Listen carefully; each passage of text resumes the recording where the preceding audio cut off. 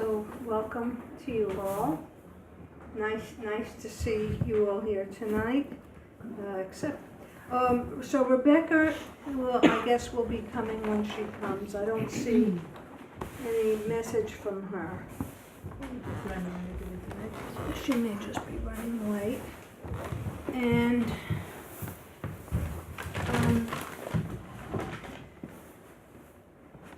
Wendy, unfortunately, is not going to be back. She's okay, but the circumstances arose that,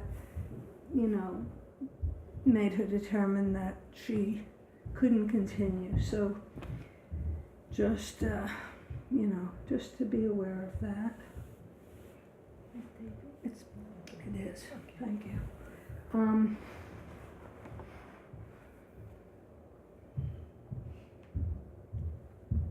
So, taking a few moments to just drop in, arrive. Shutting the phone. Yeah, shut your phones, please. I will do the same. Oh, you need to put the Rebecca. No, it's okay.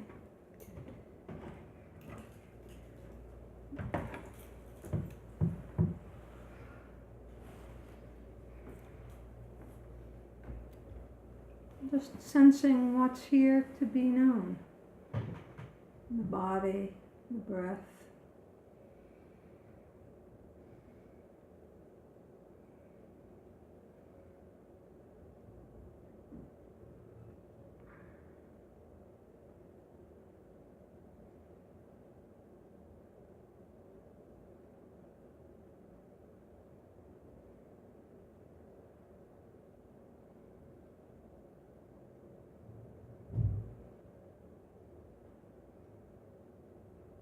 Arriving fully in this moment.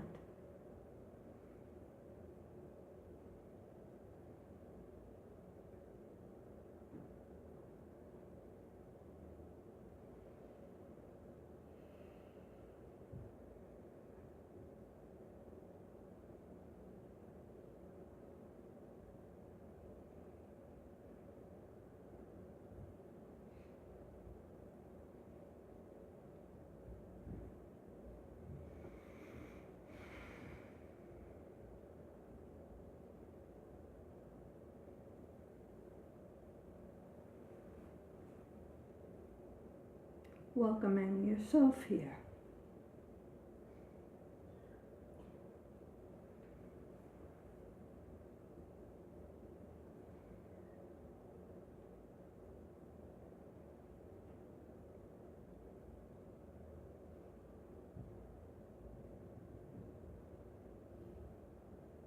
Noticing just what's here.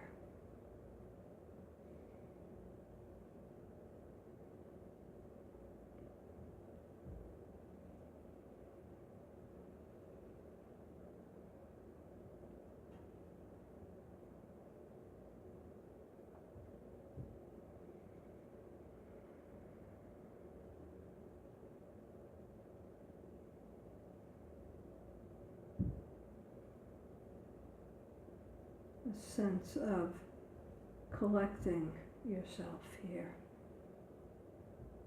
Welcoming all that's here to be known.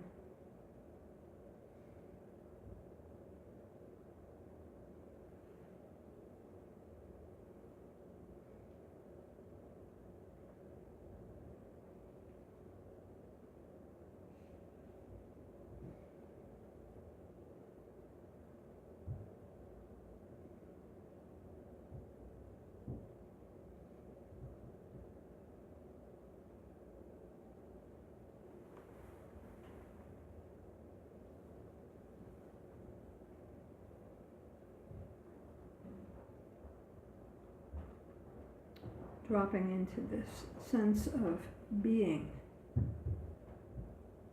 No need for any doing.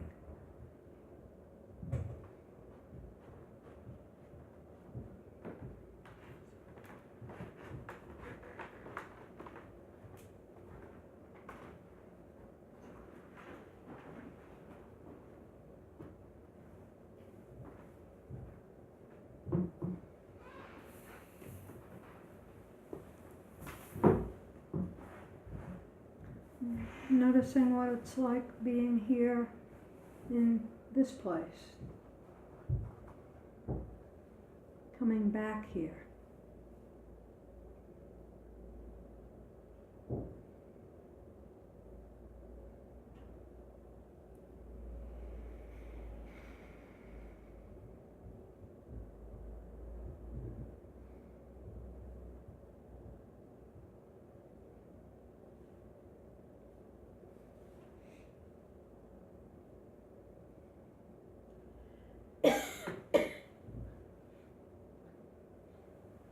And we're going to begin this evening by doing one standing pose, actually two. And then we're going to sit and do a little bit of sitting yoga, actually the end of the standing yoga sequence. So it's not going to involve needing to rearrange your spaces completely, but having a cushion for sitting on the floor. And even if you choose, then we'll do a meditation, sitting meditation. Even if you choose to sit on your chair, which is totally fine, having the chair nearby and you can rearrange, but initially being prepared to sit on the floor. So let's get into a standing mountain.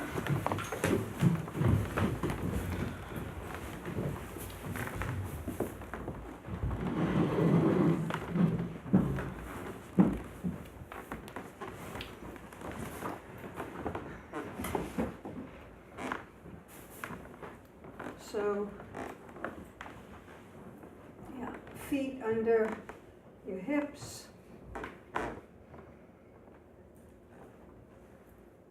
And maybe lifting your toes up and spreading them out. Widening the contact at the floor. And just sensing with a little bit of bounce in the knees. Sensing the ground and the stability coming up through the legs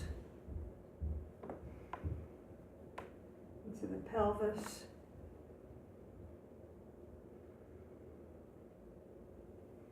Allowing the shoulders to fall gently back, opening the chest and feeling the spine arising from the base of the pelvis up through the neck and head, sensing the balance that the body finds all by itself. If you have any question about that, you can move a little bit, rock, let the body rock front to back and side to side, finding balance. And the head balanced on the neck, top of the spine. Just, this is like a standing corpse, this standing mountain, state of alertness and awareness and stability, and no effort needed, letting the balance work, do its own work, and sensing the breath.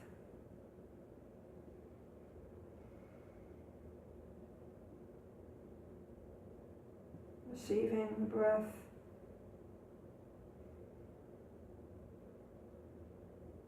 and letting go.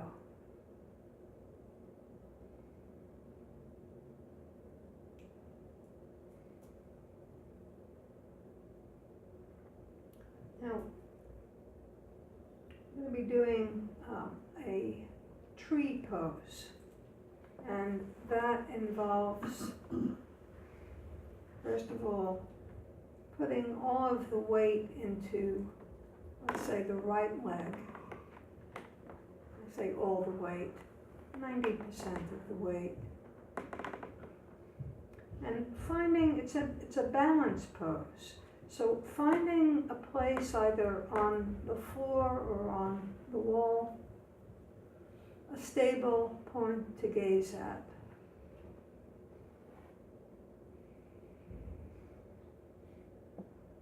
And on an in-breath, lifting the left leg up. If you need to use a chair for support, do. But lifting the left leg up and placing it anywhere along the lower leg or even up higher if that's comfortable for you. And wobbling, you'll notice it's a little bit of a wobbly posture. And when you're ready, bringing the hands together and pressing them together at the heart and noticing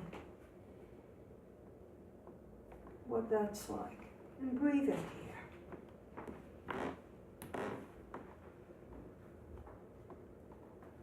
Not holding any longer than is possible for you. Noticing what happens in the mind as well. And if it's possible for you, lifting the arms up overhead like a real tree.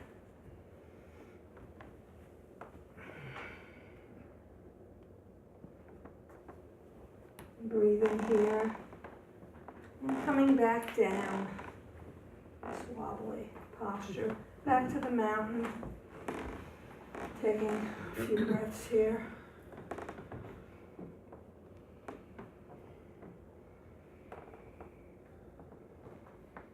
Really sensing now, balancing on two legs, just rebalancing of the body.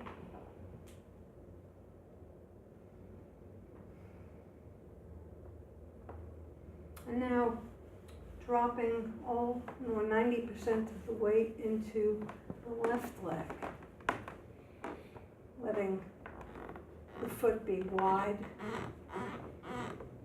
Once again, finding a spot to gaze at that is unmoving.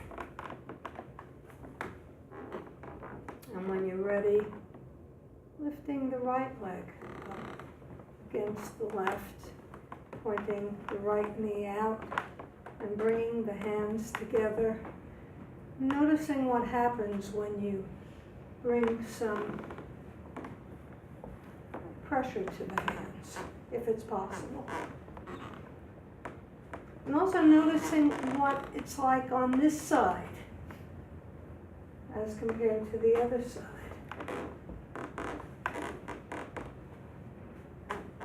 And when you're ready, if it's possible, lifting the hands up overhead.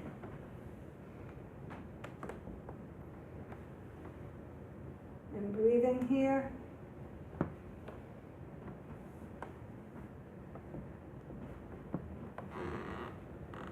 And then when you're ready, bringing the hands back down, releasing them, returning to the standing mountain.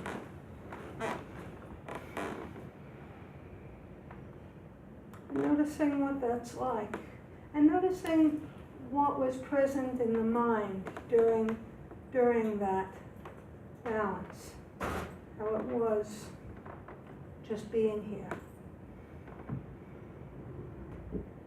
The sense of stability, balance, and wobbliness, all of it.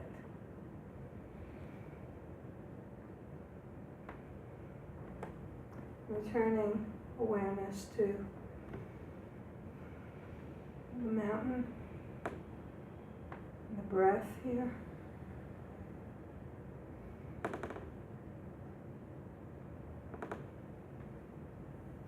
And when you're ready, taking the seat with either on the rug or mat or cushion, and bringing a cushion to support your lower back, just to, yeah. And if it's helpful, you can take a mat and spread it out beneath you for comfort.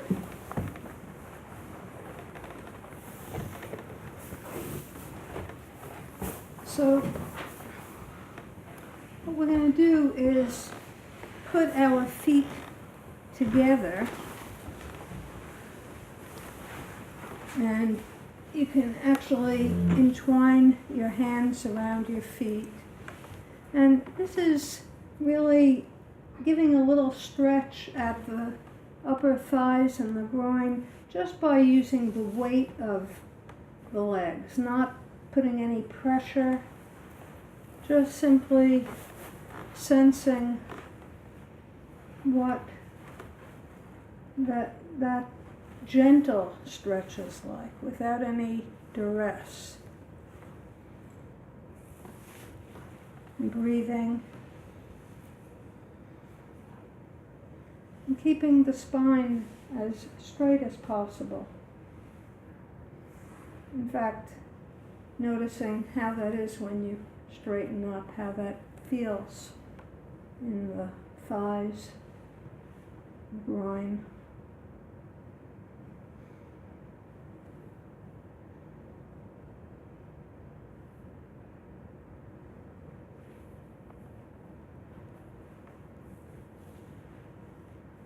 And when you're ready, putting the right leg out straight in front of you and the left foot up against the inner right leg.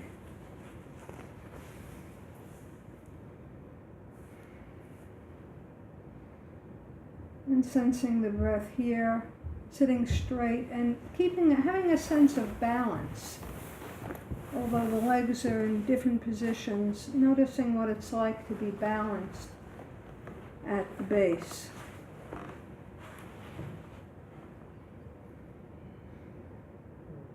And lifting the arms up overhead and on an exhalation,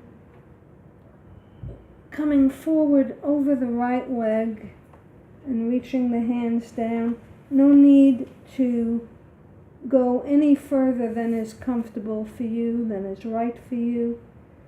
Noticing that the stretch involves the arms and also the back of the right leg. And just breathing here. Letting the belly be soft.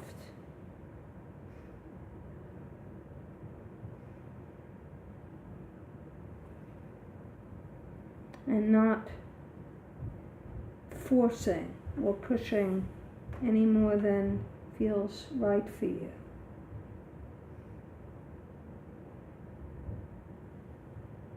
And when you're ready, using your hands for support to lift your body up. You can slide your hands along your leg or the floor, sitting up straight, breathing here.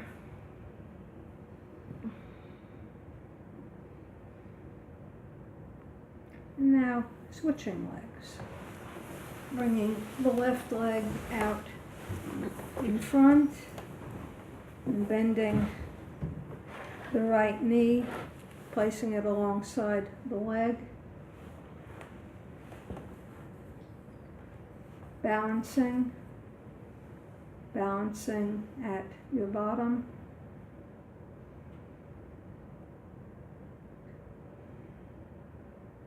And on an inhale, raising your hands up overhead. Breathing. And on an exhale, hinging out over the left leg. Coming down wherever is possible for you. Putting your hands on your shin, wherever is possible to reach on your leg. And breathing here. Again, letting the belly be soft, allowing everything that's not working to just be effortless.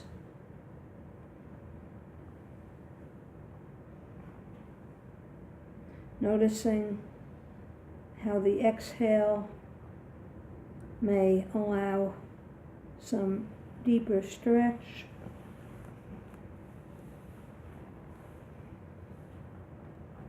And when you're ready, walking the hands up the leg, coming back to center, and breathing here.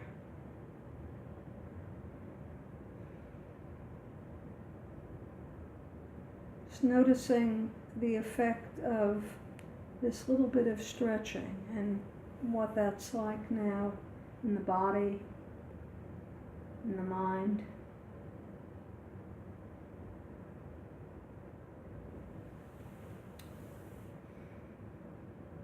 And we're going to be transitioning here into a sitting meditation. You can see what's needed for you. If you are sitting on a chair, getting comfortable there, doing what's right for you, for your body at this particular time. And if you are, whether you're sitting in a chair or on the floor,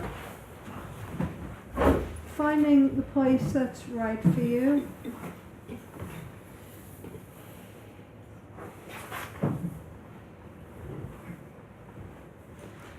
And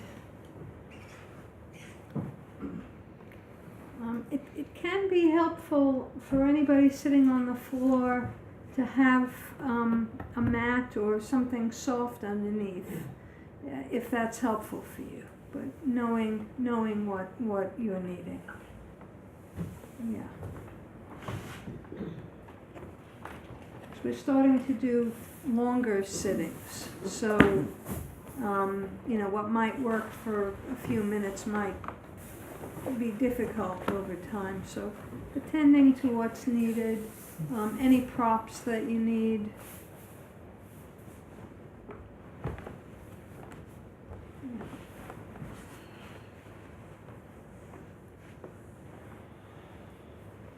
Sensing this posture, seeing that your spine is straight, elongated.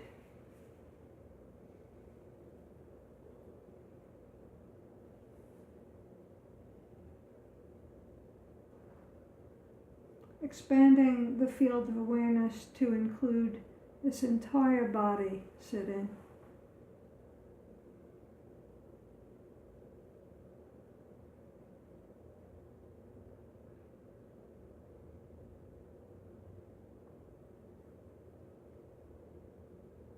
Sensing the contact that you're making, the contact points, whether a cushion, a chair,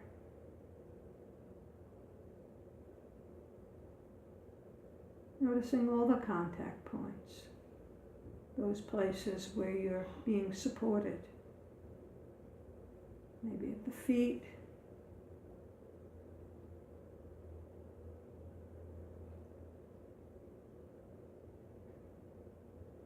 the buttocks,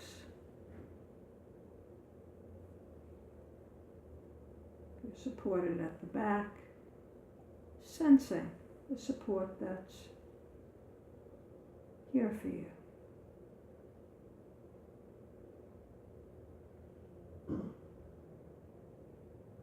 And releasing any effort into that support.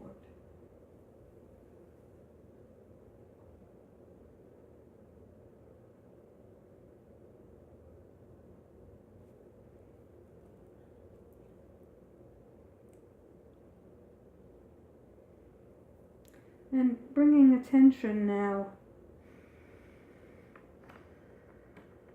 to the breath.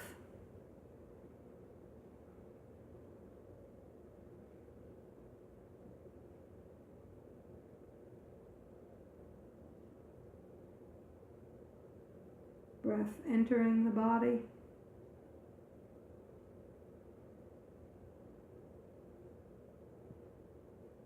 Breath leaving the body.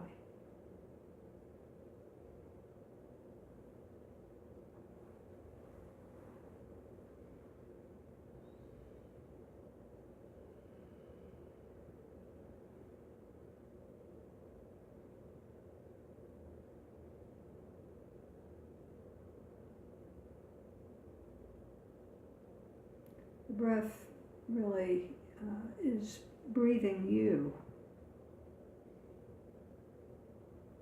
Nothing needed at all for you to do. Just simply breathing and knowing you're breathing.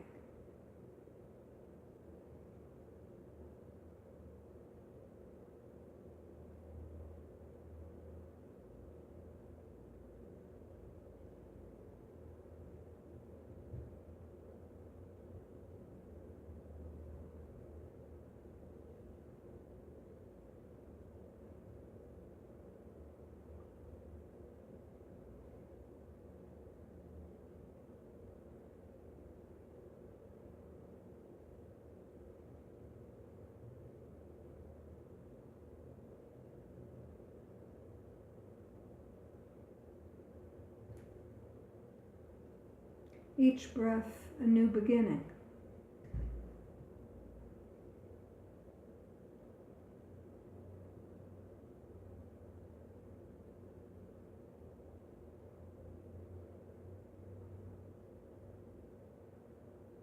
Like snowflakes, each breath is totally new.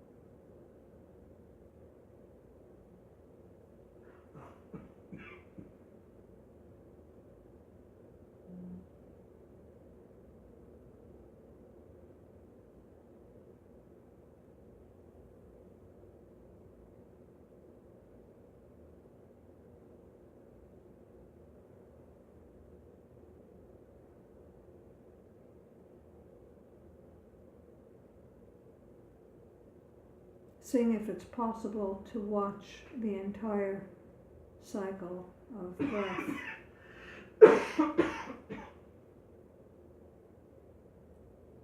From inhalation to that point where there's a turn, and then the exhalation, noticing the space between inhalation and exhalation.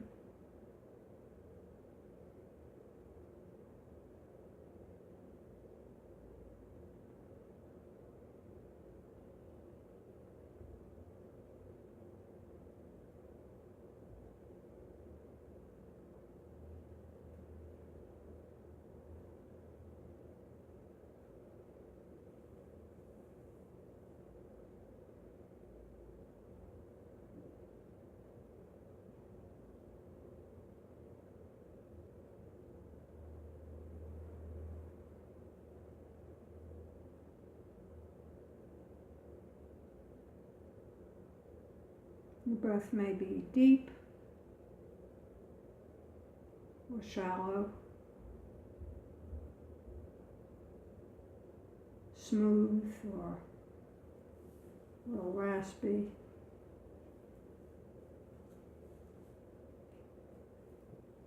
Just knowing each breath.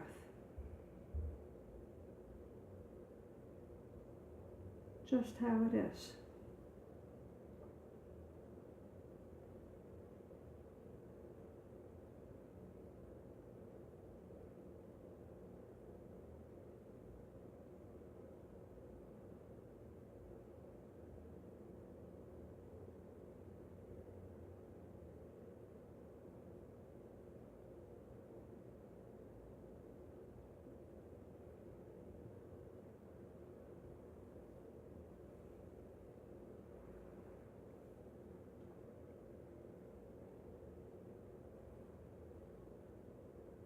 And from time to time, the mind may wander, the attention may go off. Simply, kindly, returning attention to this breath.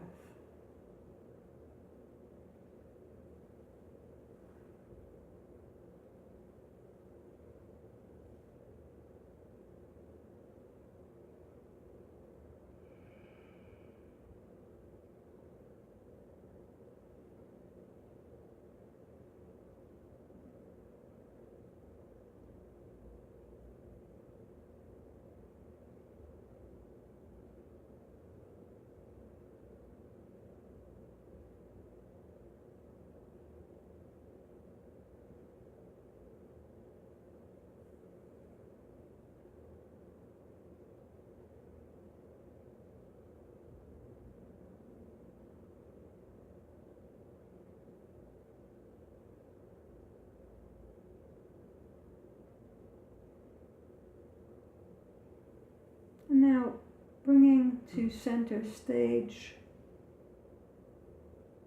the soundscape.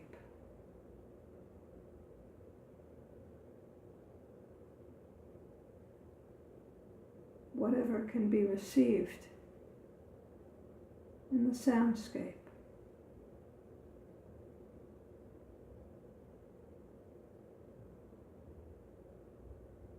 Maybe the sound of your own breathing or your body.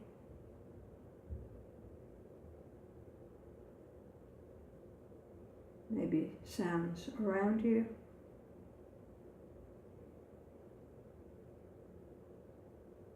Or even sounds outside. Not seeking out any particular sound. Simply receiving that which arrives to be heard.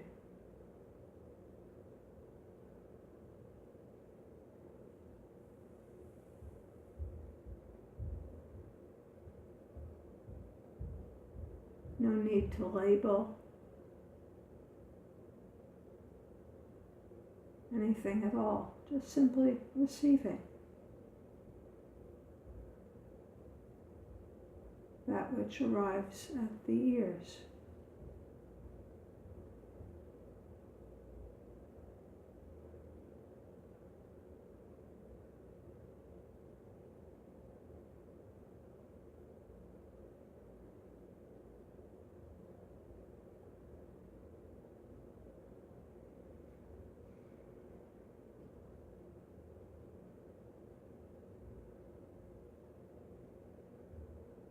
Noticing the quality of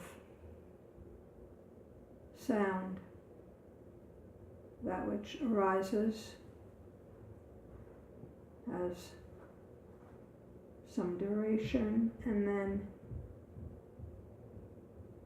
dissolves or changes.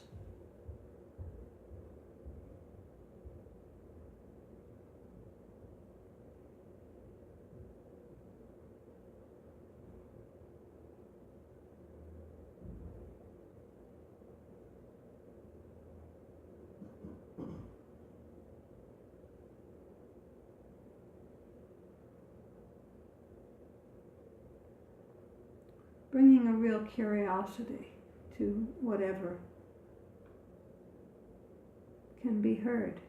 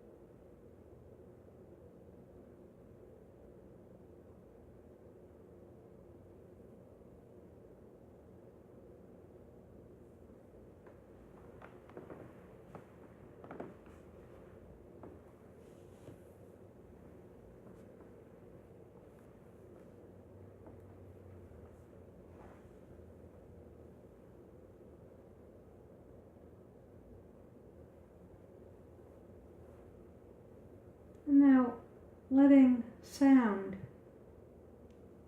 fade into the background and bringing into the center of awareness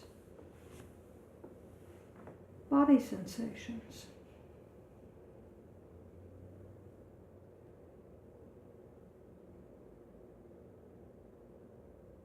Simply receiving whatever is here to be felt in the body.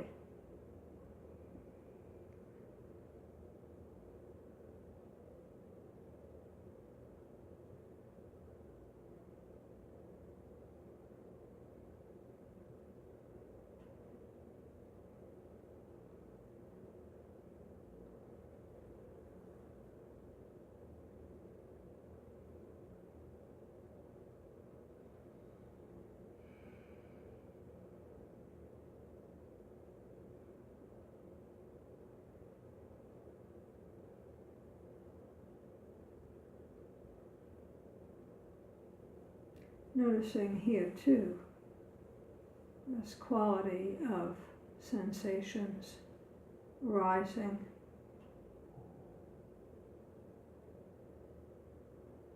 having some duration and shifting, changing.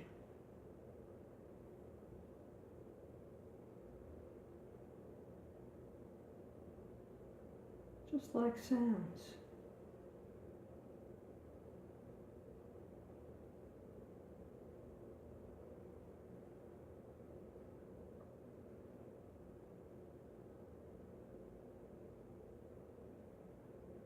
Noticing the arising of sensations that might be pleasant,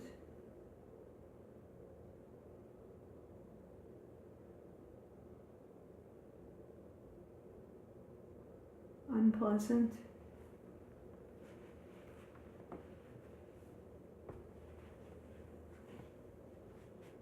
or neutral.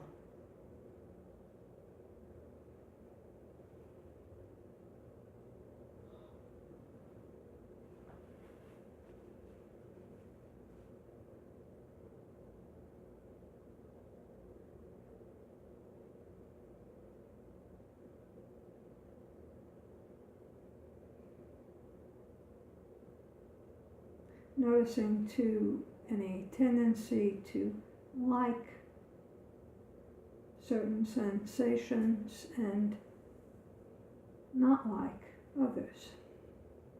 Just aware.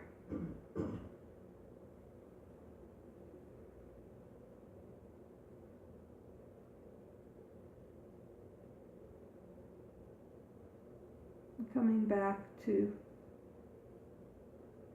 the sensation itself.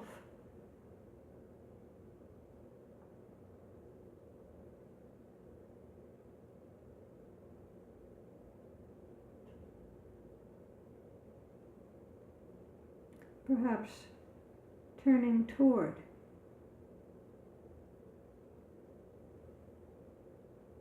a particular sensation, if it may be somewhat challenging, with some curiosity.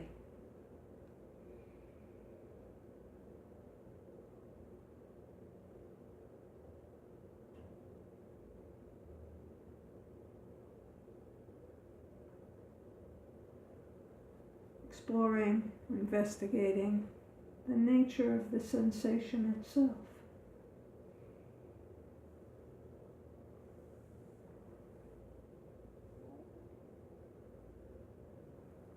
The qualities, maybe pulsing or pinching,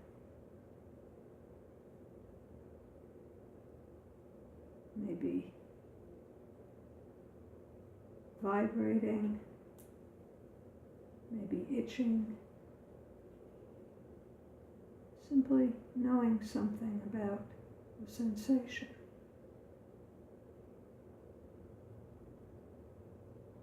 And how that is for you.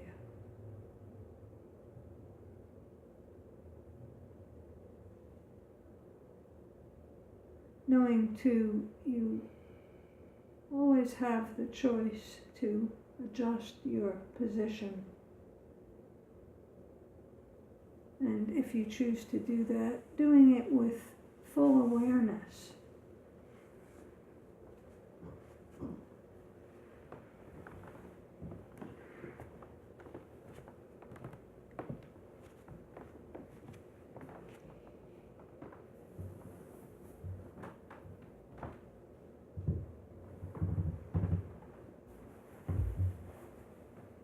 And another possibility is to bring attention to the breath.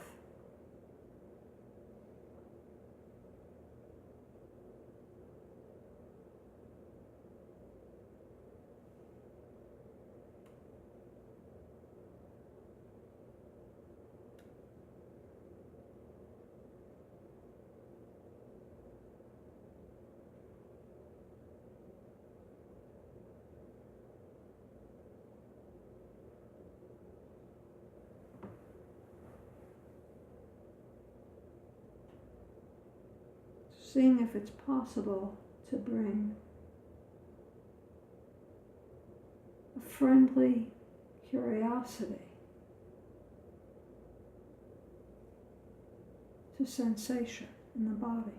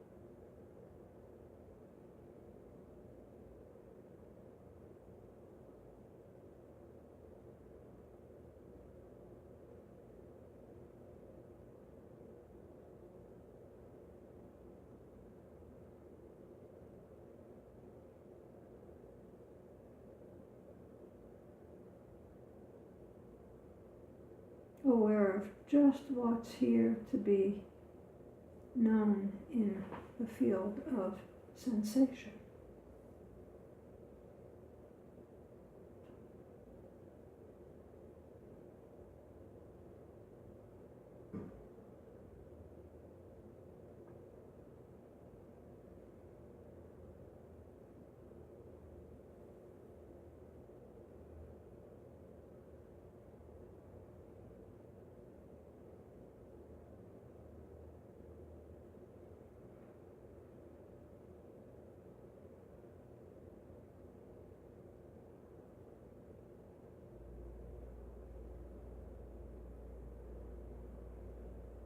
And now letting sensation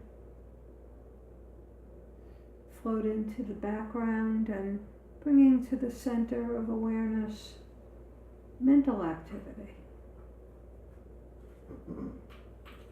Noticing what may be moving in the mind.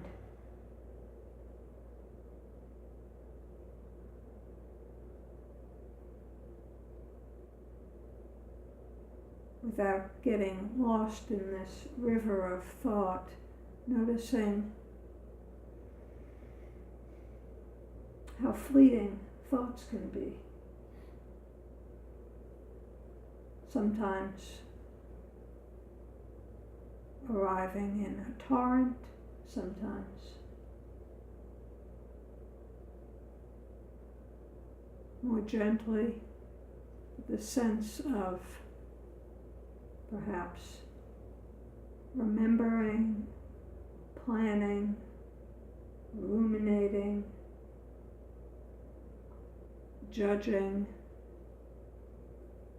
comparing, noticing.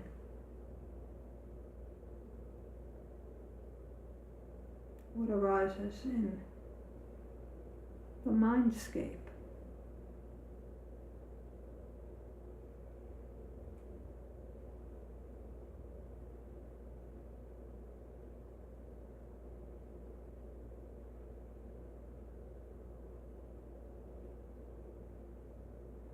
Noticing here too the same quality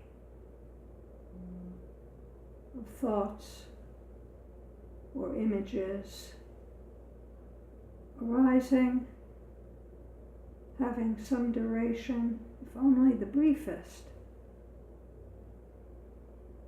and then dissolving, changing.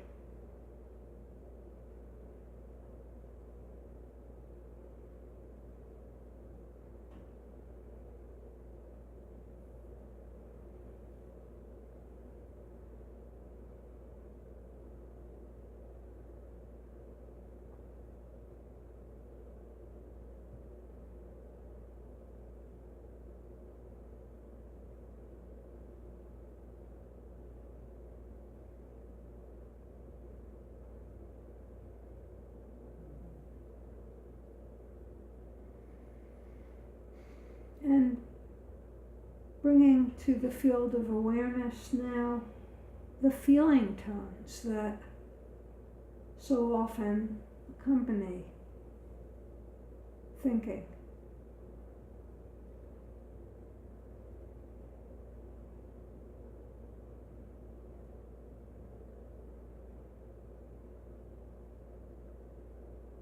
Perhaps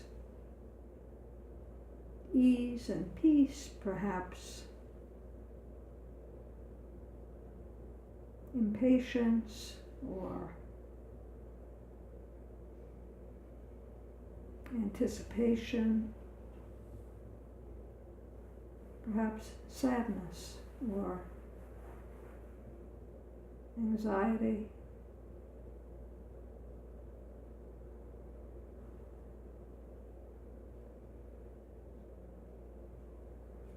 Perhaps joy.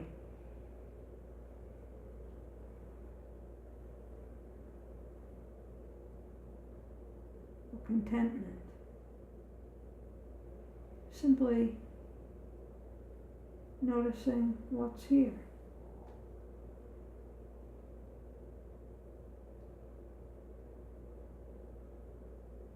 With kind curiosity.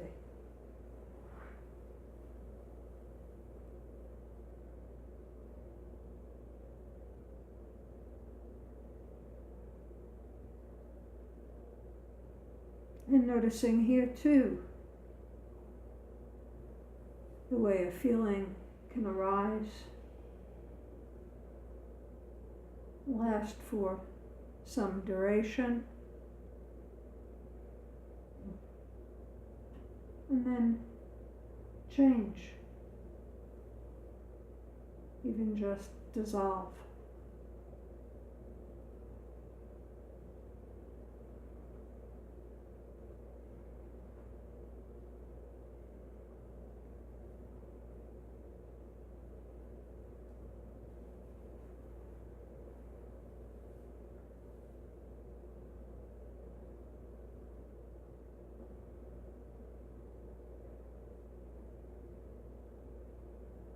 And here you have a choice. You might choose a particular object of awareness, the breath, sound, body sensation, or you might open awareness to receive whatever arises in your field of awareness. A sort of choiceless awareness.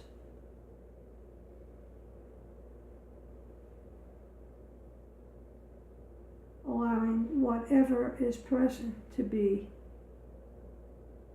known, received.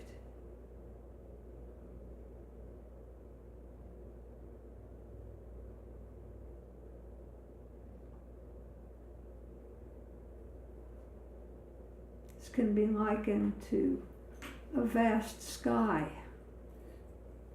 that can contain clouds, rainbows, raindrops,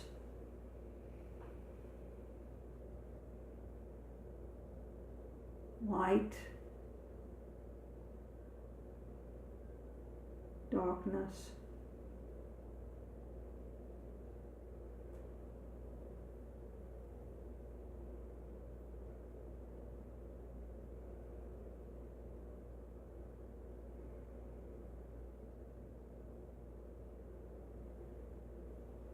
Whatever arises can be known.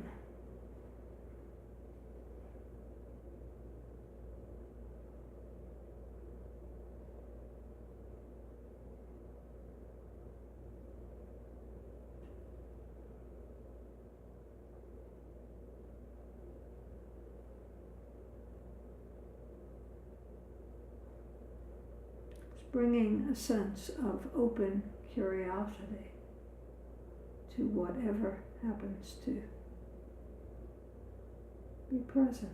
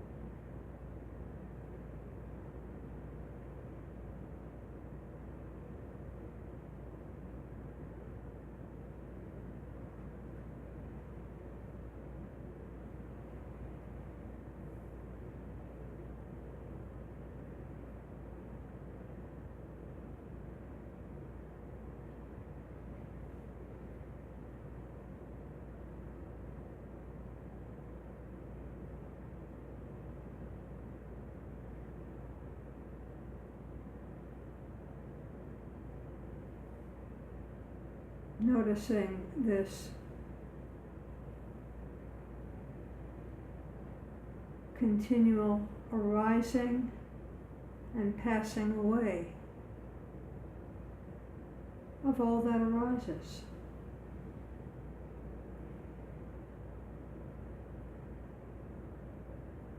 In your awareness.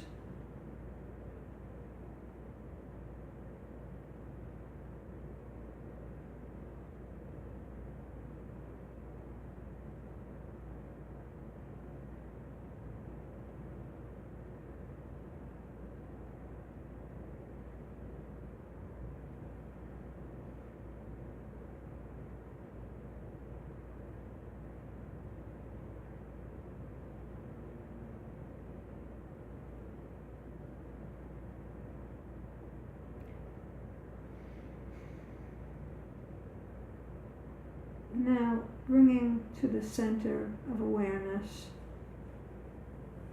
the breath.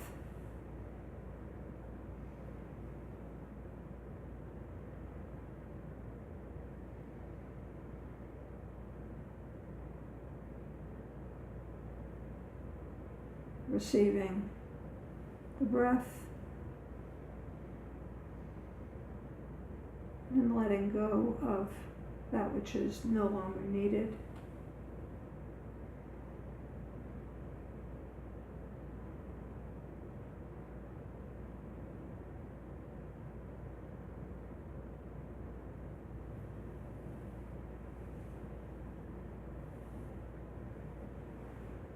Sensing the breath in the body,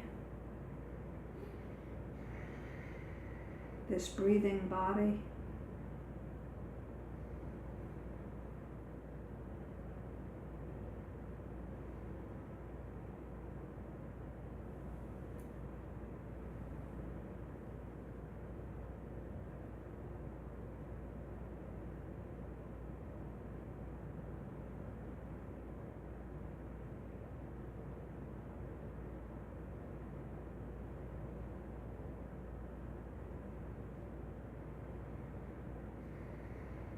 Sensing the breath where it is most clear for you.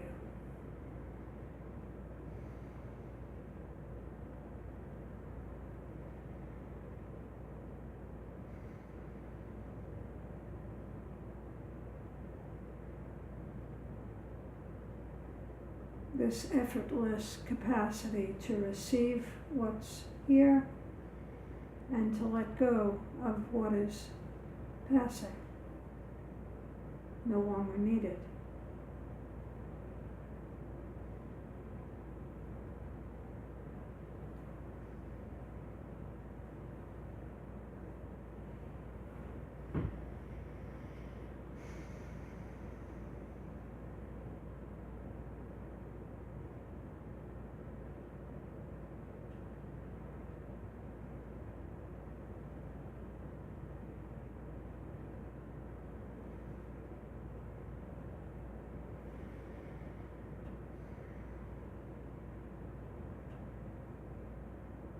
And taking a moment to appreciate your capacity to be present to your life just as it is unfolding, breath by breath.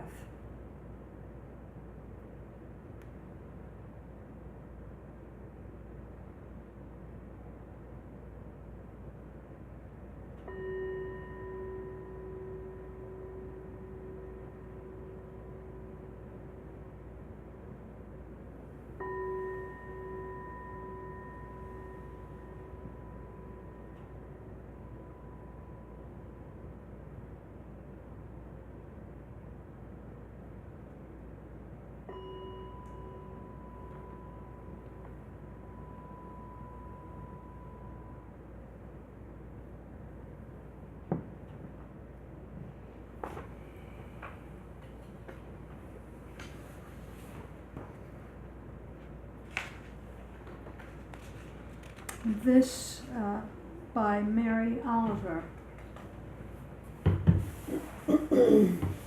Wild geese. You do not have to be good. You do not have to be good. You do not have to walk on your knees for 100 miles through the desert, repenting. You only have to let the soft animal of your body love what it loves. Tell me about despair, yours, and I will tell you mine. Meanwhile, the world goes on. Meanwhile, the sun and the clear pebbles of the rain are moving across the landscapes, over the prairies and the deep trees, the mountains and the rivers.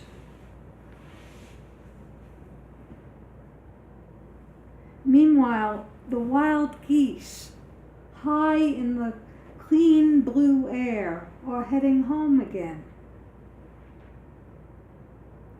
Whoever you are, no matter how lonely, the world offers itself to your imagination, calls to you like the wild geese, harsh and exciting, over and over, announcing your place in the family of things.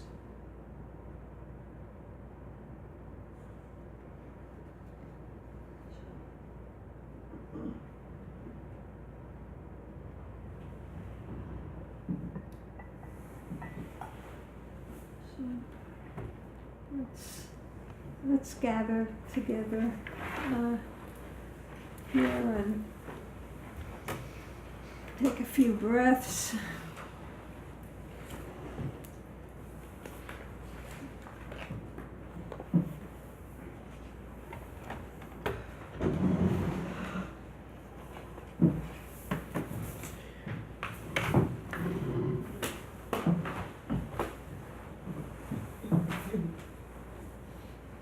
And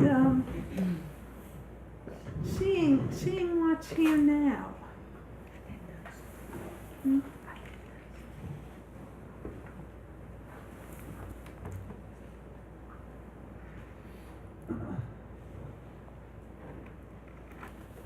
So, what is here now?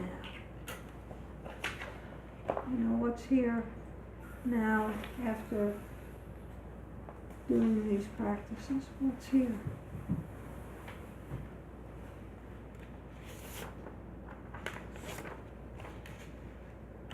Just noticing what arises.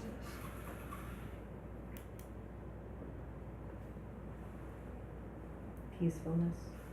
Peacefulness.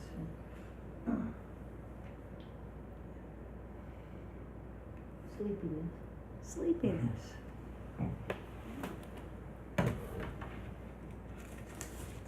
Contemplation. Contemplation. Mm-hmm.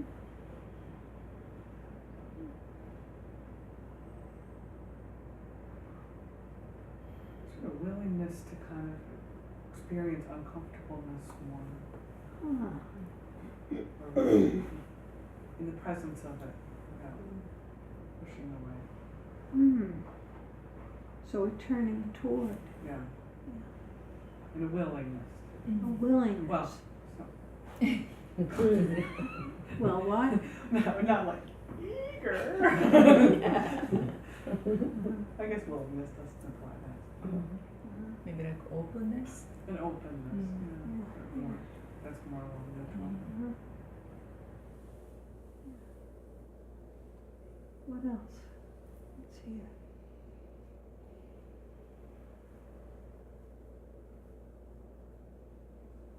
Curiosity.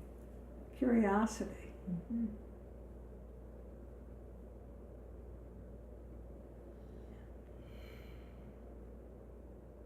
And it can be anything. It can be openness, it can be closeness, noticing just what is here. Anything that hasn't been said.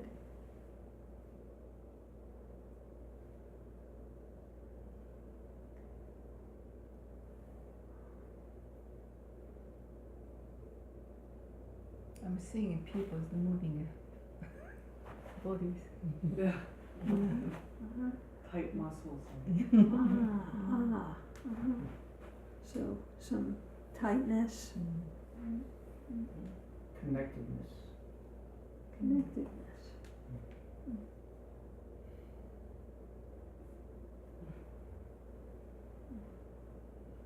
I guess just the awareness. Awareness.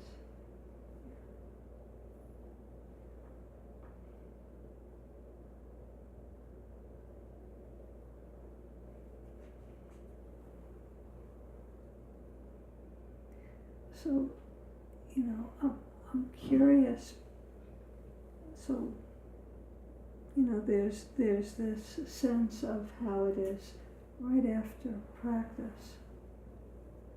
And last week we were talking about stress. Remember that stress man over there? Stress person.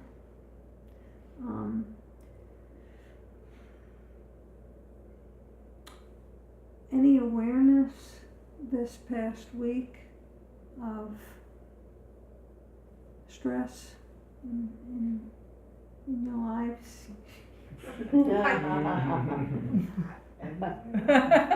Nah. I haven't even been able to even relax. Ah. You haven't even been able to relax.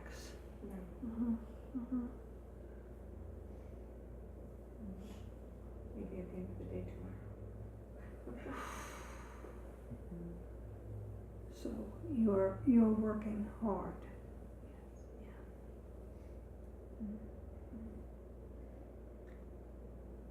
How is it right now, if you don't mind my asking? I'm disappointed in myself. You're disappointed? I'm sorry, but I feel like I've been working really hard at trying to relax, and now I'm paying for it this week. And I will be for the next few weeks. So this is a very It is a busy, stressful time. very stressful time. And can I ask, so this sadness, disappointment and sadness, where do you feel it in the body? See where? In this finger? No. Oh, so when you say, Thank you for that. yeah, you're welcome. No, So but my where- neck, I've had a your headache, neck? you know? I was commenting to someone, and maybe it's because I wasn't focused on my job, I was focused on my illness, but when I went through chemo and radiation, I never had one headache.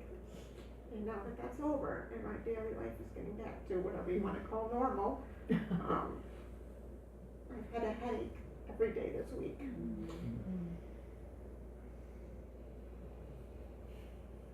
Does your head hurt now? How's that going? Can you kind of make space to sense what's there in the head? Turning toward, I can try. and just notice. And if you'd like to close your eyes, go ahead. Just, I probably won't be able to do that because I feel on the spot. I just know myself. okay, yeah. And so I'm just wondering though about, this sense of there's so much here for you that you know about.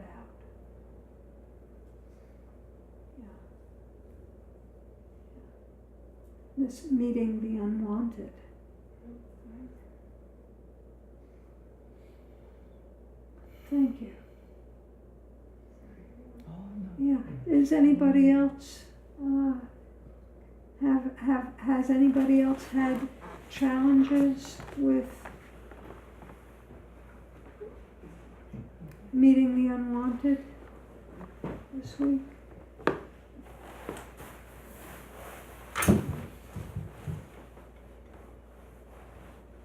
Yes.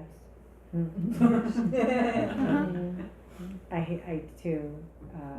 I've been dealing more with, this is allergy season, and so I deal more than ever with the migraines, and I was really irritated by them this week, that again, you know what I mean, again, but yeah, and then I noticed too, at times I can feel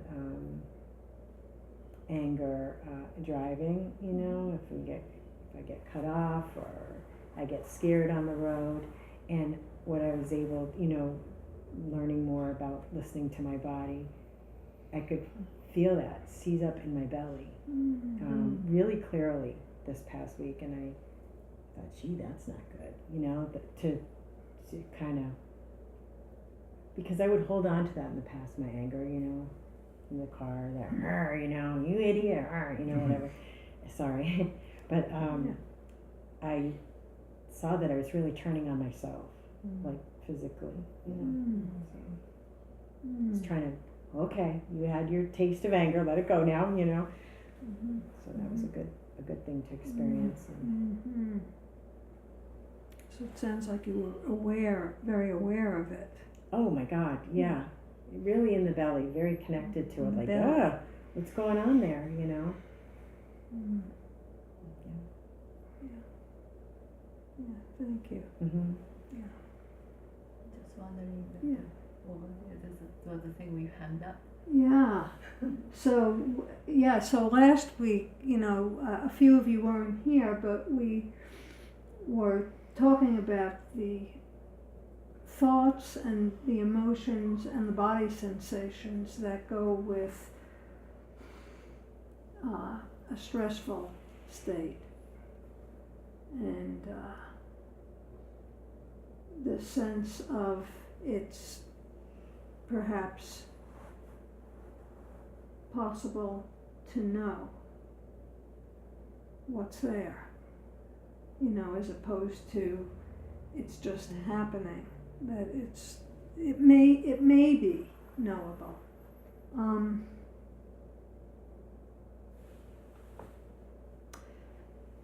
So in that stress person, we're really talking about the sympathetic nervous system being woken up, and the sense of threat to our well-being. And it could be an actual threat, it could be a threat to our health, it could be simply an ongoing challenge, or we can be holding a challenge. So John Kabat-Zinn said, anything that threatens our sense of well-being, anything, challenges to social status, ego, strongly held beliefs, a desire to control things, or to have them be some certain way. Any of these things can trigger the fight or flight reaction to some degree. The very first and most important step in breaking free from a lifetime of stress reactivity is to be mindful of what is actually happening as it's happening. So the sense of, does that ring true for anybody?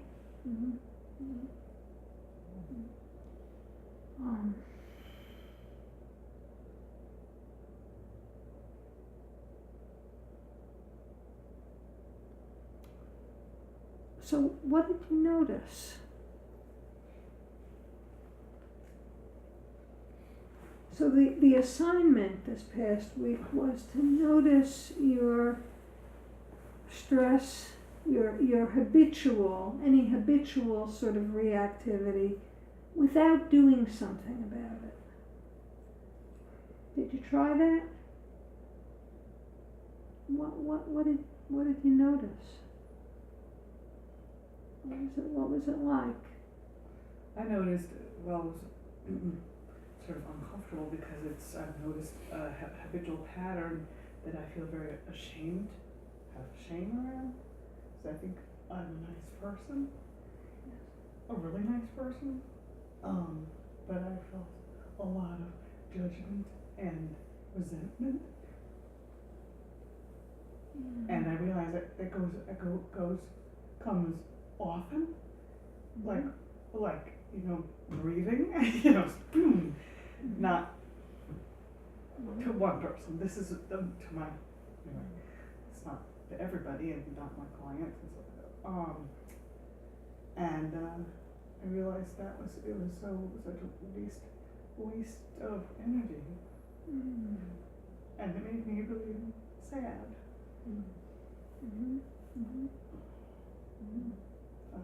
Yeah, and I mean, I've always been aware of it, but it just it just came up, and then go, all right, so that was interesting. Again. And for you, you're talking about really what happens when you're in a state of stress reactivity. Right. Yeah. Yes. So it's almost like a fight response. Sorry? It's almost like a fight response. Yes, like, definitely. the judgment. Yeah. Right. Yeah. And the judgment Yeah, this then way there's as a well. rebound. Yeah. Thank you. And so you know something about that habit of Yeah. stress reactivity. Mhm. Thank you. Yeah. Any other awareness of habitual stress reactivity coming up for anyone? Yeah, Karen. I think I knew this all along, but and I've noticed this before, but where it really happens with me is when my children are in some sort of crisis, and my children are in their 19, 20, I completely, my whole body gets into a panic. I feel like I have times now where I say, okay, what can I and can I not control? So it's a little bit different, but it is just talking and thinking and being aware of it. I've always known that that's what I do. I just completely tense up and I think, how can I fix it? What can I do? What can I do? And that is my big thing, that where I feel the most stress, and I know, like you're saying, that weren't supposed to do anything or whatever, but I felt like there was something that, I don't know what I read or that like when it happens, like at that exact moment when you feel it, and there's like that one little spot in between there, like when you just making that, just noticing it, that it's happening right there, it actually helped me to not go as deep into it as I always do. It was, oh, this is that thing, and it, take a breath, and I found myself able to think, what do I do now? It's not, what can I or can I not control, or it's their thing, I'm here for support, but whatever. It was just that, it was just thinking about that one, it was like a breath, or what, I don't even know how to describe it, but it was something that I read in the assignment, and it was like, there's like, when the stress first comes, there's no stress in the stress, is that what it is?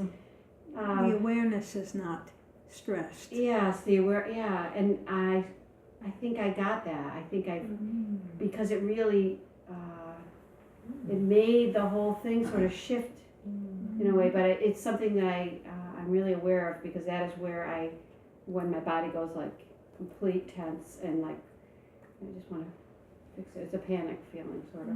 But anyway, that was, it was that, I tried to hit that moment, like when I became aware of it, it was like a whew. Yes. Like a letting go kind of, Yes. it was a good thing. Thank you. I liked it. Yeah. Yes. So, yeah. Does anybody else have that kind of experience of a moment of awareness? Candace? I'm amazed listening to people speak how other people have the things that I feel that I'm going through still, and it's like, it's just kind of real, I can't quite wrap my head around it, just listening to people speak and realize like, wow, I have those, that's what I struggle with, you know, I identify with so much what's being said, Mhm. which is kind of just an odd experience at the moment, in the present, in the moment, Mhm. yeah. Mhm. Mhm. But yeah, I do feel that. Mhm. So Gail, Yes. would you mind saying that again about in the awareness, there is no stress? Would you, is that Yes, exactly what you said? yes, the Okay. awareness, well, that's what, that article that, Which I couldn't Yeah. quite altogether grasp, so yes, I'm hoping you're saying it to us but again. I think Karen just said it. And I didn't, when I read it, it really struck me as, I don't get, what does that even mean? But I sort of think I felt it. I think I got it, but I still don't know how to describe it to someone else, but I think when it happened, I thought, oh, that's what that meant. But I don't, I hope maybe you can describe it better, but I think that I felt that. Yes, so we're gonna be exploring that today. What just what really what you said captured that sense of, oh, we weren't supposed to do anything, but I became aware of it, and what's there in that awareness. So maybe this is a good time to talk about this, show this. I'm sorry, I should have like on a magnet or something. But, so S You is, can use the tape. oh, okay, thank you. You're welcome. I wondered why that was so. So, let's get a few of these. So,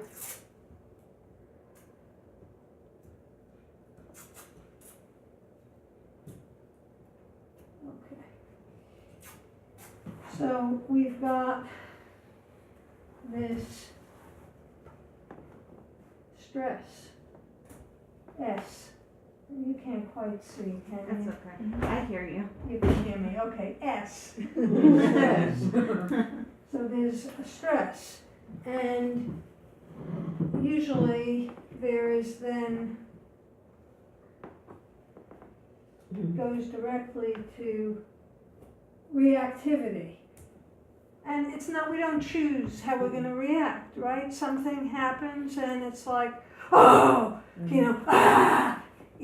right? Can't handle it, anger or disappointment or shame or judgment. It just, it's reactive, just happens, unchosen. If we bring awareness into that experience, what then happens is a possibility to choose responses. So it's can you see? So it's kind of like the question. It was a little bit of a trick when the assignment was notice your stress reactivity, be aware of it, but don't do anything about it, because that's inviting this awareness.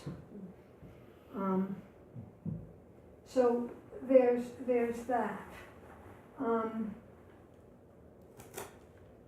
The stress reactivity is not, it's not simply not a behavioral experience, as we see when we look at stress person. This is a full body experience. It's not simply, I'm judgmental, or I have these thoughts. It's this full body experience because we are built for survival, and the sympathetic nervous system, which is built to protect us, comes online. Our adrenaline starts running. We are ready to fight or flee, or in some cases freeze or play dead, or dissociate, maybe another way to say it. So the sense of it happens automatically, and the more it happens, the more it happens. So, everything is going along normally, and then something bad happens, and we learn, when I hear a glass breaking, I know it is trouble. So we hear something, and we don't even have the time to really investigate. Our body is already going into this protective mode. So this awareness piece is very important.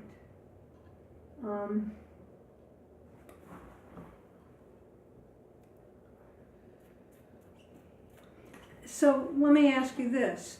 So it's really good to have access to this fight-flight response. It's protective. We talked about this a little bit last week, but what happens when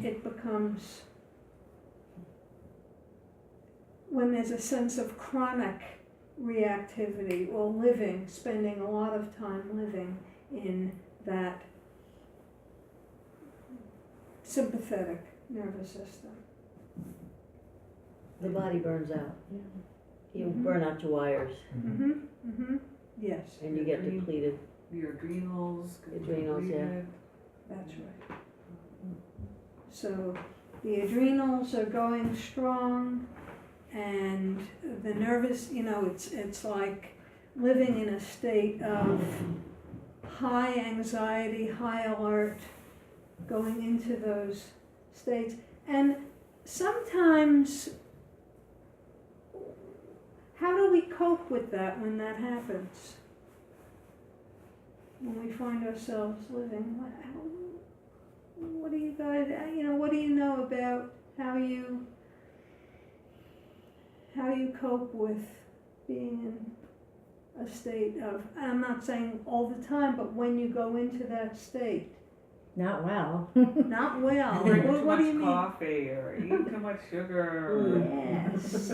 Or drink or take drugs. Or drink. Yes. Yeah. Or breathe. Or breathe. Well, that would be actually very adaptive coping. I don't know how many people breathe, but It's usually hold your breath. hold your It's breath. often holding your breath, yeah. Yeah. Right. I think complaining a lot. Complaining a lot. To About. anybody who'll listen, and even people who don't want to. Well, that's like venting. That would be like venting, mine. I have a question. Yes. The awareness, which helps break a certain pattern, is that more emotional or intellectual? Tell me what the difference is. Emotional would be something where you can react automatically and like flight or fight. And intellectual says, I don't need that crap. I'm fine doing this. And so I'm thinking it and then bringing myself into another state. That reminds me of when we were doing thoughts, emotions, and sensations. So what we think is a part of what we feel and what we sense, right? So it seems that whatever is bringing awareness, and it may be an awareness of the emotional state, or it may be even awareness of what I'm thinking. Those idiots, how could they? So, the sense of, it almost doesn't matter what awareness is at any point in that process. But Gail, what I just heard Stephen say sounded more like fixing it than being aware of it. Ah, Am I wrong, or? I asked Stephen. It's, yes, it would be how you react to short circuit a sequence. I see. Hmm. So somebody keeps bugging you and, enough to make you scream, and you can do that as a venting emotional, just a reaction, just be reactive.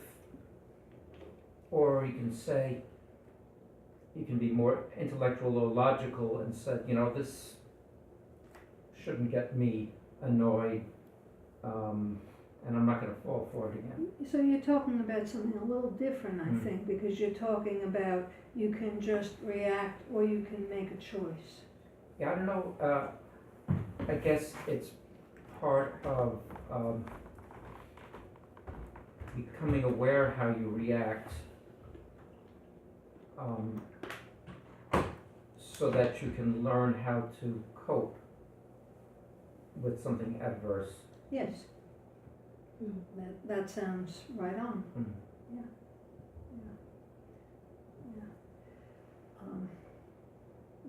I had an awareness, to your question. I was thinking about it a bit, and I said, yeah, what do you get out of that, aim?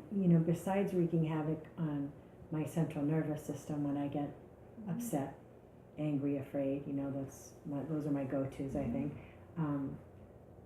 I asked myself, well, sometimes you do by choice choose to stay in that, right? To fuel it and fan it, and it's a sense of empowerment or entitlement, but it's really that's not true. But I think that, and so that takes me out of present when I'm really I'm not able to really assess what's truly going on because I'm so in my head. Yes. Mm-hmm. So that brings up that awareness is awareness of what's here, but also what's in the body, right? What's emotionally present. So it's much more than just, there's something about bringing curiosity to, what am I thinking? I'm right? What's the emotion that's there? What's happening in the body? How's my heart beating? How's my breath? What's here? So the sense of, let me ask you all for this moment, take a moment here to just notice what's here. And not just what's here or what's here, but what's here. What's here in the body, in the mind. What are the thoughts that we're having? And what's the feeling tone?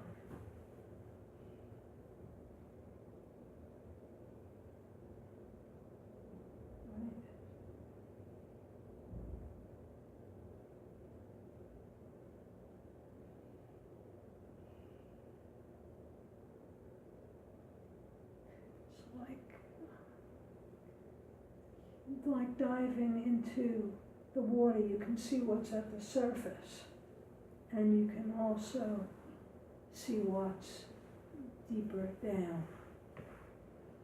And I don't know about you, but I can say for myself, well, I shouldn't, I can ask you, which of the thoughts, emotions, and body sensations, what do you tend to be aware of, and what do you tend what tends to be less clear? Anyone? Body sensations, 100% over everything. You And notice actually, I that. have to kind of sometimes, and then thoughts, then I have to check, I have to like even sometimes, like you said, emotions or feelings so they're much more sort of ephemeral.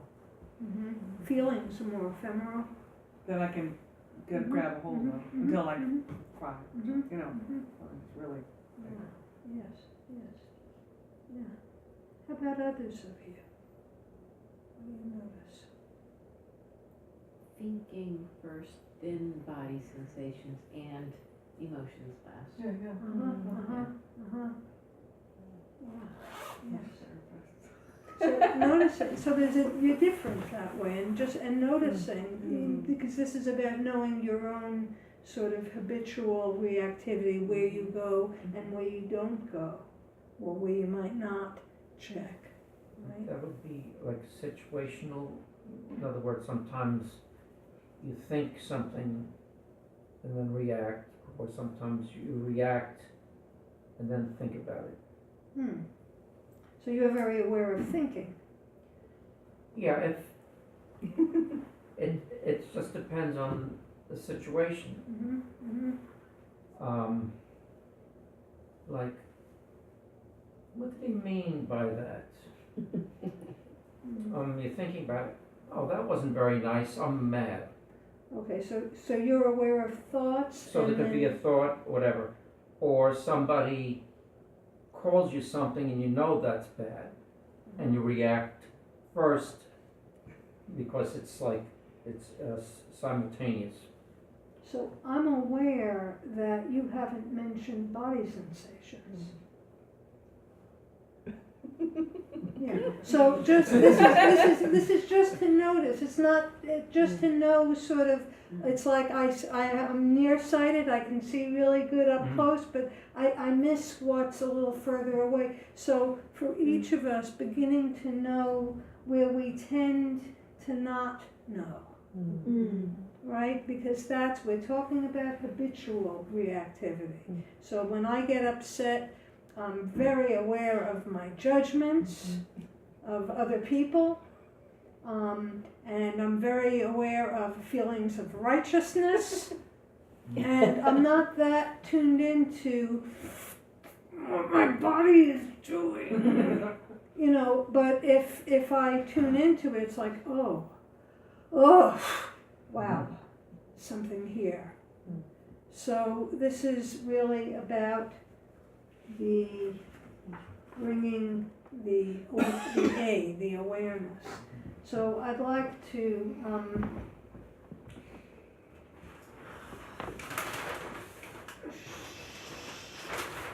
share. Okay, maybe we should start here. That's Tom's handiwork. So, how easy is it to change our habitual patterns and become aware? Is it easy? No. No. We do well what we practice, and what we practice best is what we're unaware of, right? Because we just keep practicing it over and over and over. So here's a situation. I don't know, Baba can see.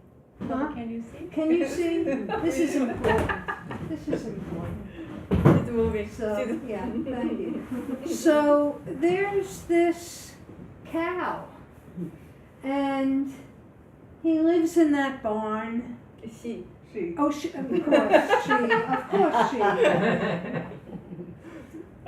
Gender non-conforming. So she lives in this barn, and each day she comes out and she heads over this way, around the rocks and the trees to her field.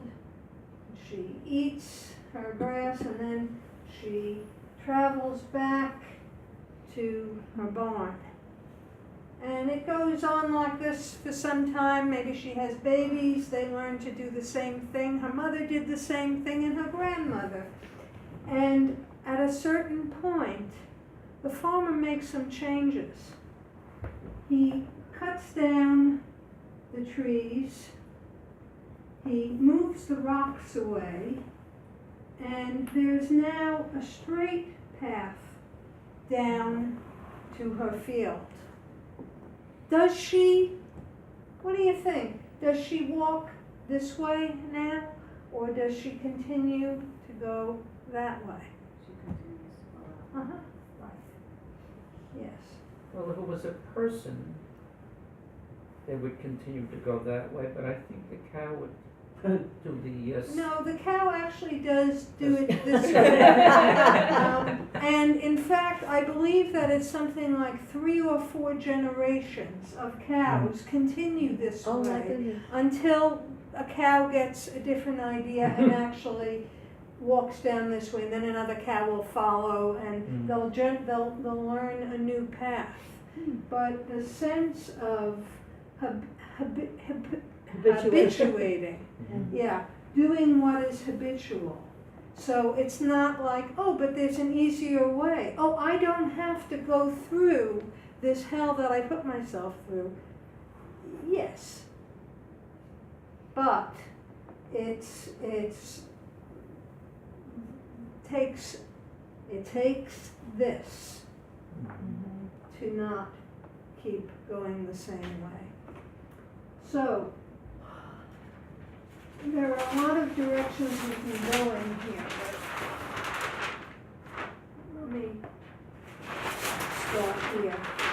So I want to talk about a few little mnemonics and tricks that can be helpful in moving from the sympathetic nervous system to the parasympathetic nervous system. So just to review, the sympathetic nervous system is foot down on the accelerator, fight, flight, right?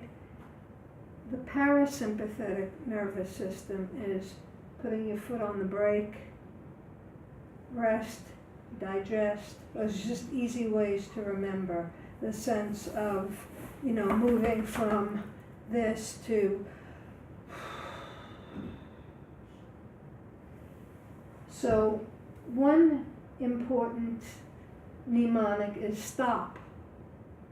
And stop means stop, pause, just stop. Take a breath. Not, but what we're doing here, actually feeling the breath. Oh, observe what's here, what's in the body, in the heart, in the mind, and what's the situation. Is it, a terrorist attacking, or is it a challenging situation, maybe somebody who's upset, maybe a sense of we're not getting what we're wanting. And then proceeding. So in a sense, it's taking this and this and stopping to have this, right?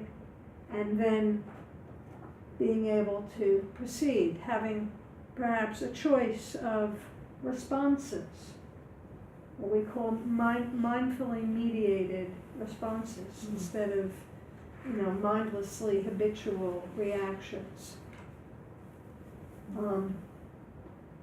Another one that I happen to like is rain.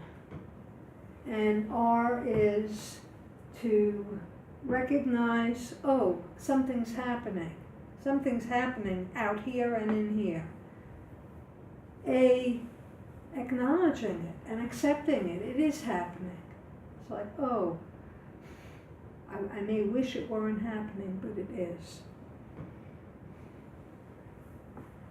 I sort of like observing, but investigating, turning toward, seeing what's there, what's here, and what's there. And N is a big one, non-identifying. Mm. You say, so that means something to you. So does everybody know what non-identifying is? Okay. Usually when there's a strong feeling, body sensation or an emotion arising, a thought, that's me. I'm angry. It's not anger is arising. I'm angry. I. And the sense of perhaps there's another possibility, which is that something is arising in the body, in the heart, in the mind. And it can be known without it being kind of attached to as if ownership, right? So there are these.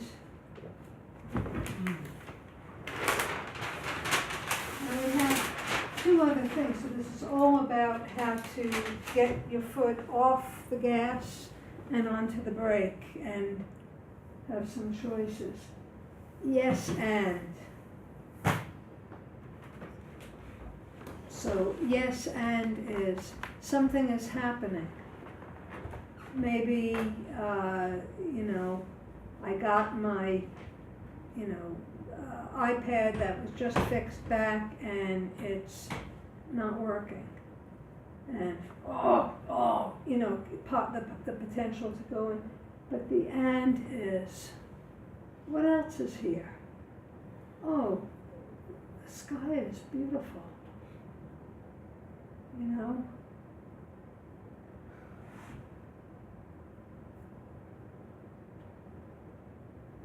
I'm okay at this moment. I can breathe.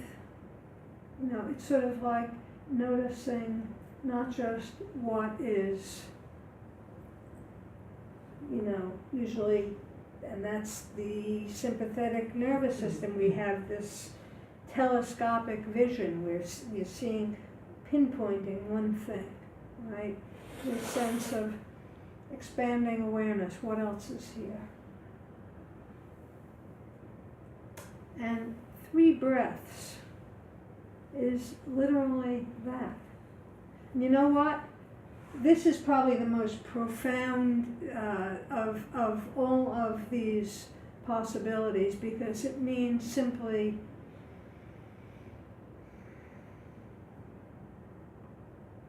taking 3 full felt breaths. And especially if there's a tension at the diaphragm, at the belly, breathing into the belly, that actually switches from the sympathetic to the parasympathetic nervous system. It's the simplest solution because it's accessible. Good thing to do when there's something happening that requires this awareness, right? So it sounds so simplistic, and yet I'm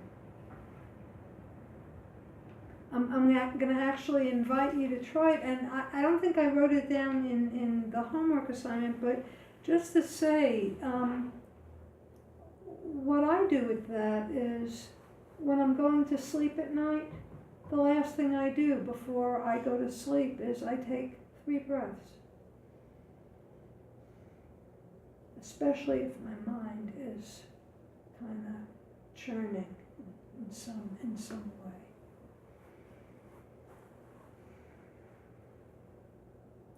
It's also nice to do first thing in the morning when waking, before checking the phone and, feeding the animals and running around.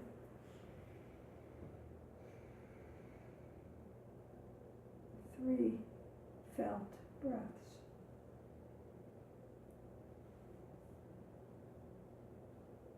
So just inviting you to explore, and all of this is written down, so you don't have to worry about not knowing it.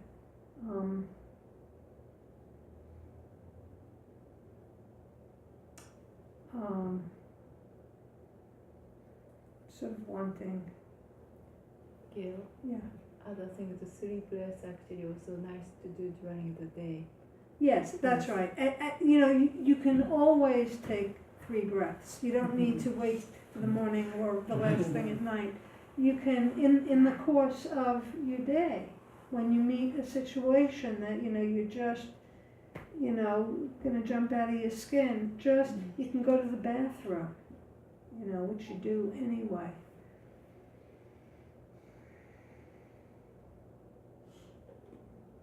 So I'd like to invite us all to take 3 breaths here.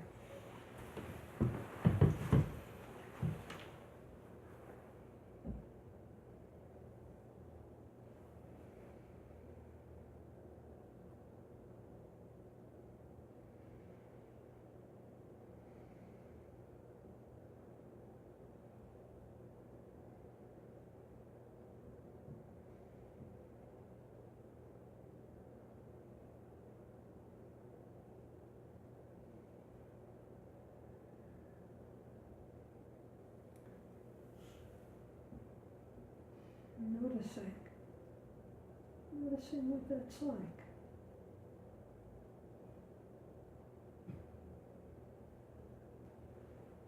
So,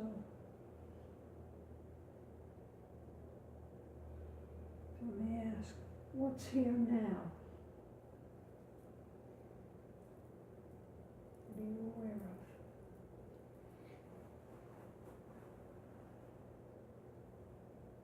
Relaxation, sleepiness. Mm-hmm. I felt more hopeful. Mm-hmm. Hopeful that I could possibly stop the train. Ah, yes. 'Cause that's what it's like inside a train, going down a track. And it's at Yes. night when I should be sleeping. At night. At Yeah. night, like you said. So, Yeah. the churning mind, so. Yeah. But what I heard when you said it this time, you said mindful breaths versus deep breaths or slow breaths. That's never, I can physically take deep, slow exhales. I can do that. But which is supposed to switch you to the parasympathetic, but but the mindful, when you said it that way, I felt all the breath through the whole thing and all the breath through the down thing. And then that clicked off. Yes. Yes. It was more sensory, I guess. Yes. But anyway, the way you said it made a difference. Yeah. Thank you, Arlene. So you're really talking about, this is not striving to change something. We're not striving here.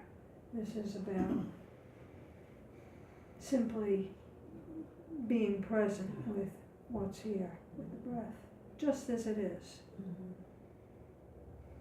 but aware of it in the belly, in this case, can be very helpful.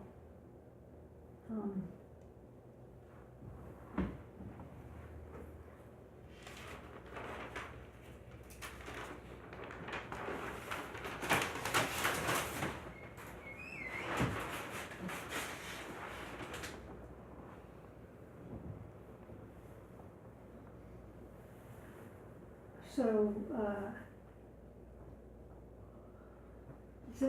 do people, do you know who Viktor Frankl is? You do. So, for those, anybody doesn't know who he is? Yeah, okay. So he was a psychiatrist, and he was an author and also a Holocaust survivor. So he wrote, I think the book he wrote was one of them, Man's Search for Meaning, and talking about his experience in the Holocaust. And what he said was, between stimulus and response, there's a space. In that space is our power to choose our response. In our response lies our growth and our freedom. So we're really talking about this kind of the value of just this pausing, stopping, seeing what's there, rather than just the reaction is automatic. This is not about not having the reaction. Just so you know that, just like we're not meditating to stop thinking, we're not being aware to not react, but we're being aware to actually see what's there that we might, what we might choose, right?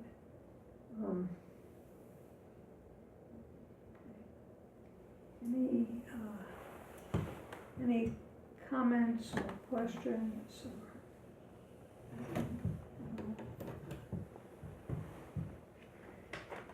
So, a few things. One is that, Brenda, I know you're not going to be here for class 6. Is anybody else missing class 6? That's, next week, right? You're not going to be here either, Candace. So, just to say, I will send you homework for next week, but a week from Sunday, we're going to be having our all day. And I just want to say something briefly about that. It's 2 doors down at the Berkshire Music School in the back. There's the Taft Recital Hall. This is going to be, it's not on this week's homework, but I will it's definitely on next week's homework that I'll see that you all get. And it's a day of silent practice, which means that you're going to be in silence with each other. If you need anything, you're free to come up and talk to me or to Atan, and we can help you with anything that you need. So we'll talk more about it next week, but I want for the people who are not going to be here in next week's class to have a heads up about what to expect. And you're going to bring your lunch. We have facilities for heating stuff up or refrigerating, and we'll have some beverages there for you. Any questions about that? Time? It's going to be 9:30 to 4:30. Yeah. And Practice is gonna be inside and outside. yeah, hopefully the weather will be good and we can do some walking meditation outside as well as being inside. We have plenty of space. We have plenty of bathrooms. A few more people may come from prior classes, and you will be invited in the future to our all-day retreats ongoingly. And if you have any concerns or questions, you can also contact me and let me know, and I'll answer. And also, you usually keep the phone. Yeah, I ask people to keep their phones off, but I'll give you my number. If there's any emergency, people can call my phone or text me, and I will let you know if there's anything important, so that you're not checking your phones or having that tendency. So this is our midway point. This actually right here, and so we're halfway through this program, and I'd like to really sort of take this time to reflect on what it's been like for you so far, and this sense of coming to a new beginning, So we really entered this process with a lot of awareness and the sense of what's here now? What's the commitment? What's the sense of your intentionality being here? What you're getting, what you want, just what's here to be known. So, we'll do a very brief kind of closing our eyes and entering deeply into your seat, your breath, really noticing just what's here.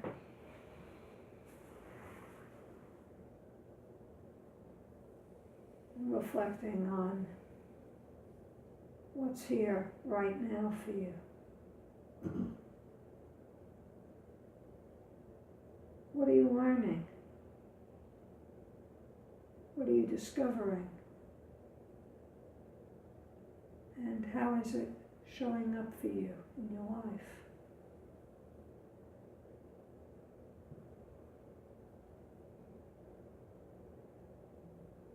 How are you engaging in your daily practice, whether formally or informally?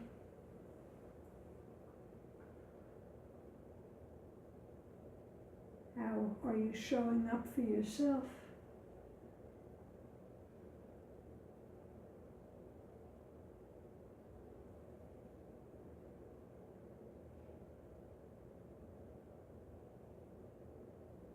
I can also say, how are you discovering kindness to yourself?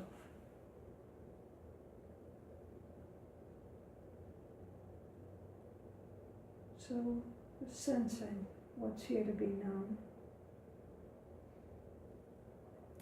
And Atan is going to pass out a midway assessment that you're going to fill out now. There are two sides to the best of your ability, and it's going to be shared with me, but not in any other way. So you have confidentiality. I can turn the light on. Thank you. Oh, yeah, we need to know. Yes. Thank you.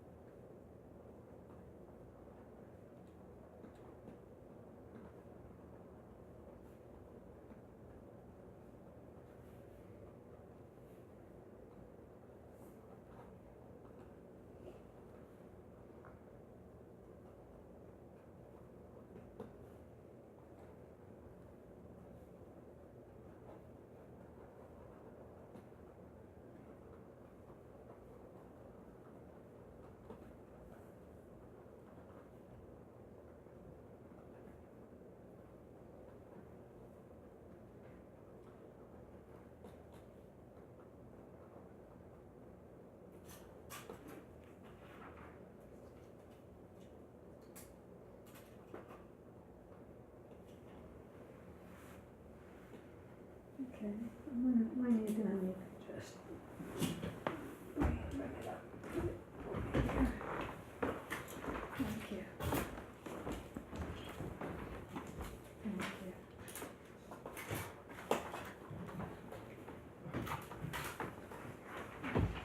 I'm gonna just put it down so they don't fall off. Thank you, Eileen. You're welcome.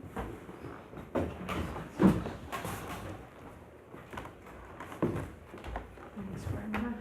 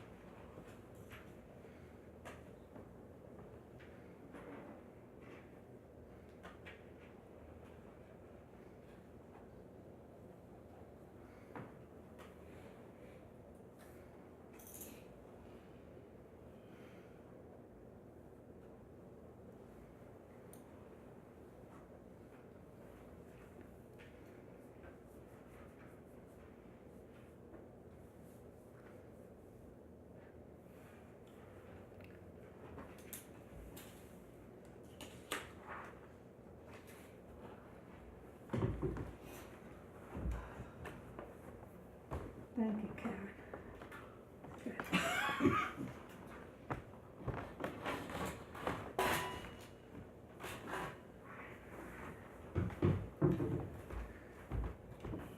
Thanks, Rebecca.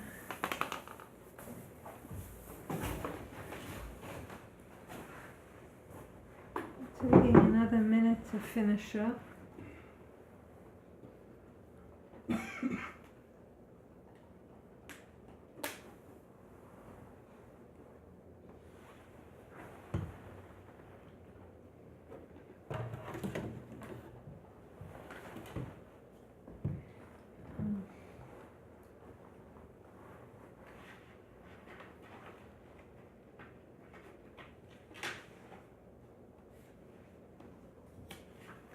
And actually, you know, if there's more that you want to say, you can just put it under your seat and go back to it at the end of the class. So you don't have to. Yeah. If you're done, give it to me. If you. Okay. Thank you, Amy. Thank you, Molly.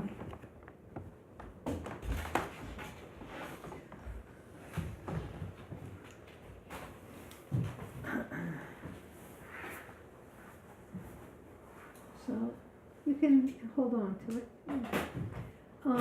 So, Tom, would you pass out the homework, please?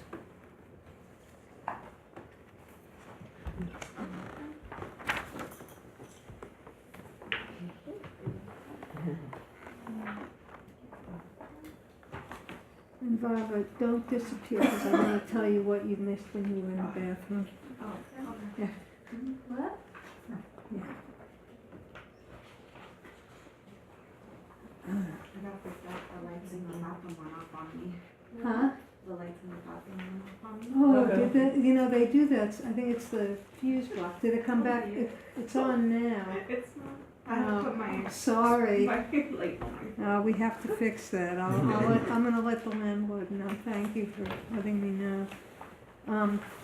So the home practice this week, we have John's lovely quote at the top, but there are 2 more recordings. One of them, the standing yoga practice, wait until I let you know that it's okay on the website, because I changed it. It was a screwy recording, and I'll let you know probably by tomorrow it'll be up and running. But don't listen to it tonight. I'm sure you're not going to run home and do that. What am I thinking? Don't listen to all the recordings at once. But do, by tomorrow night for sure, you'll have access to the sitting meditation and also the standing yoga. So there's now a variety of practices. It's not quite so limited. The difficult communication calendar, there's one in the workbook, but I attached a different one. It's a little bit different to the back of this homework. So please use this one and bring it next week, and we're gonna really explore the issue. I'm sorry you're not gonna be here, but next time. But exploring the issue of difficult communications, because so often what's really stressful and difficult is not so much the pain in our bodies necessarily, or our thoughts or emotions, but what arises in relationship. So we're going to be exploring that. Bringing awareness to moments of reacting and exploring options for responding. This is with greater mindfulness, spaciousness, and creativity. In formal practice as well as in everyday life. Remembering that the breath is an anchor, a way to heighten awareness of reactive tendencies, a great support for slowing down and making conscious choices.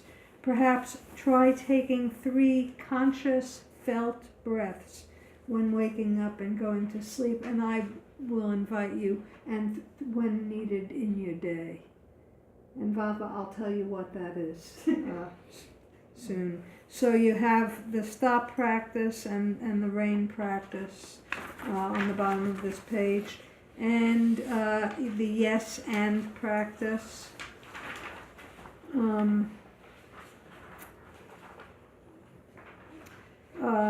So I didn't say 3 breaths, how interesting, but try taking 3 conscious breaths. So a little bit of describing of this, stress, reactivity, and bringing awareness. And the more we practice awareness, the more awareness we have. So just to know, just whatever we're practicing, we are getting good at. And this is, in some way a little bit clearer than what's in the workbook. This responding versus reacting. And, a lot of this we already have discussed to some extent.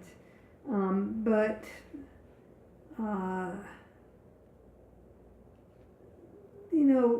one of the things that meditation is really helpful for is an ability to meet problems or crises with a little bit of capacity to have a view and a possibility of awareness of choices that we don't have when we're just kind of rushing through.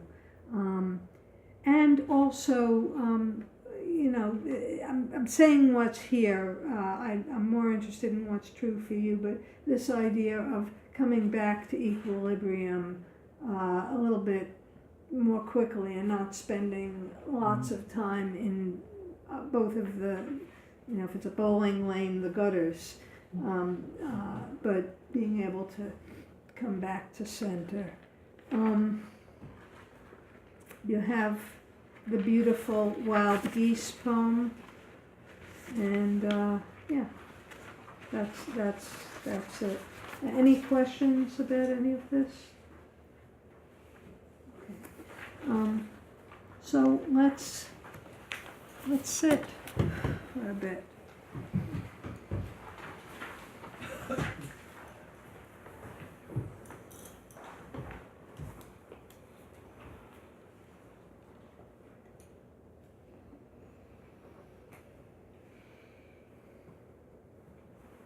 Just noticing whatever is true now, how it feels, how the body's feeling.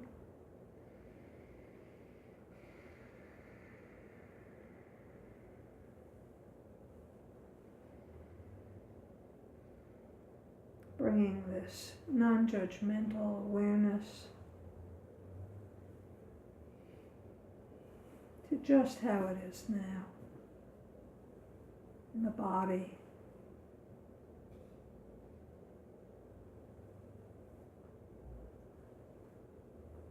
The mind.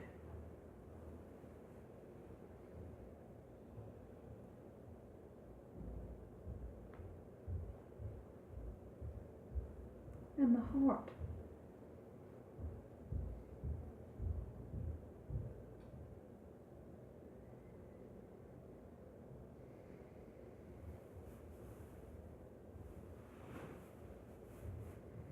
And sensing into the breath.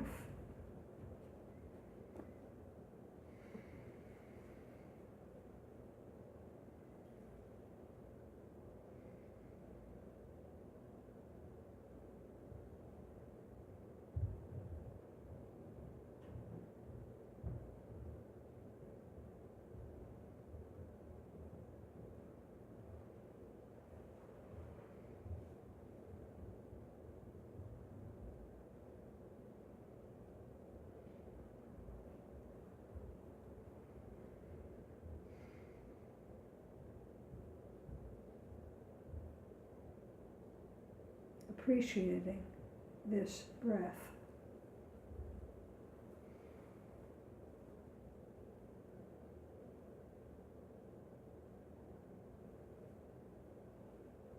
I may have said this last week, but this loyal dog, so loyal we don't even notice it's there. But it's been with us from the moment of our birth and will be with us till our last breath. Appreciating this breath, this one.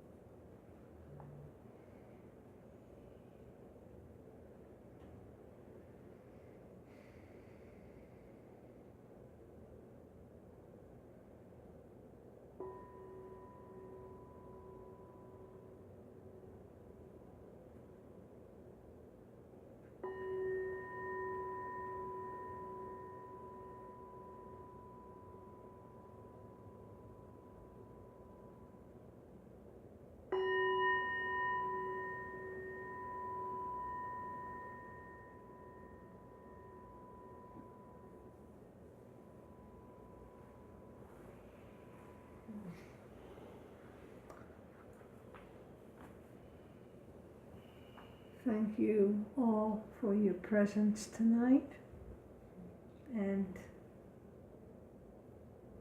have the week that you have, not some other one. Thank you. Thank you. Thank you.